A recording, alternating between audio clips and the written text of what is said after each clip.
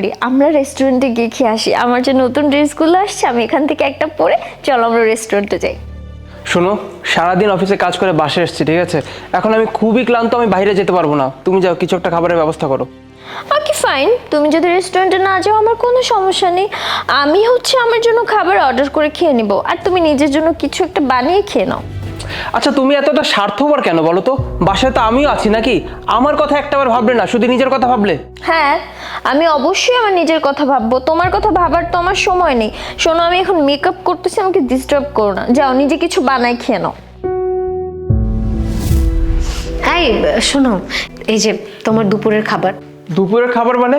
মানে আমি tiffin box নিয়ে অফিসে যাব? মানে মানে মানুষজন আমাকে দেখে হাসাহাসি করুক, তুমি এটাই চাচ্ছ নাকি?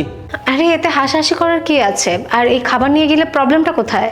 প্রবলেম কোথায়? হ্যাঁ, প্রবলেম খাবারে তো আছে। আচ্ছা, খাবারের হিসাব বাদ দিলাম, পুরো তুমি জুড়ে তো প্রবলেম। তুমি সেদিন মনে করে দেখো, এই সমস্ত জামা কাপড় পরে তুমি যে পার্টিতে গিয়েছিলে, তোমাকে দেখার পর প্রত্যেকটা কলিগ আমাকে দেখে হাসাহাসি করেছিল। মানে লজ্জা আমার মাথা কাটা যাচ্ছিল পুরা।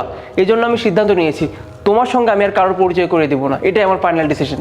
ঠিক আছে, তাহলে যাকে পরিচয় করিয়ে দিতে পারবে তেমন কাউকে খুঁজে নে। ঠিকই বলেছো, সেটাই করতে হবে আমাকে।